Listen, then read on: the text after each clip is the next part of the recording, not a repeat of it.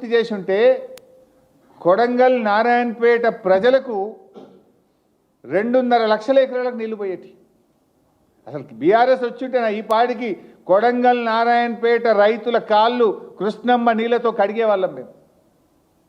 రేవంత్ రెడ్డి కమిషన్ల కోసం దీన్ని పక్కన పెట్టి నారాయణపేట కొడంగల్ లిఫ్ట్ పెట్టి ఇలా కమిషన్ల కోసం కక్కుర్తి పడతా ఉన్నాడు.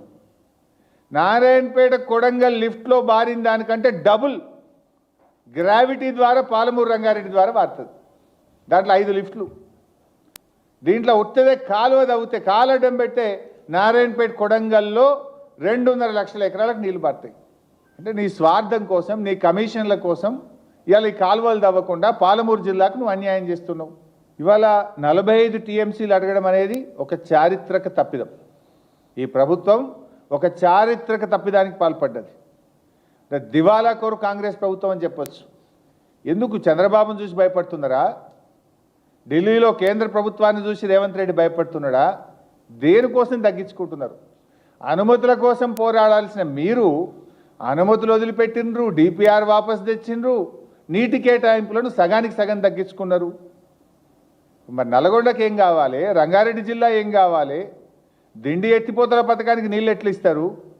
నువ్వు అసలు తెలంగాణకు ముఖ్యమంత్రివా, ఆంధ్రాకు ముఖ్యమంత్రివా? ఎవరి ప్రయోజనాలు కాపాడే ప్రయత్నం చేస్తున్నావు? పాలమూరు బిడ్డ అని చెప్పుకుంటూ పాలమూరు గొంతుకు వస్తున్నావు కదా నువ్వు. మళ్ళీ గదే ఏదో అంటారు చూడు, పాడిందే పాట పాసువన్ల దాసరా ఏదో అంటారు, గాడిద పాటనో ఏదో అట్లున్నది రేవంత్ రెడ్డి పాట. గదే మళ్ళీ 299, 512 దాన్ని అసెంబ్లీలోనే మూతోడు జవాబు దియామై మూతి వలగొట్టేట ఆన్సర్ చెప్పిన అసెంబ్లీలో ఆధారాలతో సహా చెప్పిన. మళ్ళా గదే చిల్లర పాట పాడతాడు. ఆయన దగ్గర ఆన్సర్ లేదు. ఈయన ఇంతకు ప్రిపేర్ కాడు, ఆయన అంతకు ప్రిపేర్ కాడు. ఒక ఆయుధం పట్టుకుంటాడు, ఇక గదే చెప్తుంటాడు, ఊకదంపుడు కొట్టుడిగా. విషయం ఉండదు. నీకు లాస్ట్ టైం అసెంబ్లీలో చెప్పినా కదా, 299, 512 మీద 1 డే ఫుల్ డిస్కషన్లో మీ నోరు ముయించిన నేను. అరే 1/2 డజన్ మంది మంత్రులు లేస్తే కూడా ఎవరికి వాళ్ళకి సమాధానం చెప్పినాం. మేము కేసీఆర్ ట్రైనింగ్లో పెరిగిన వాళ్ళం కదా.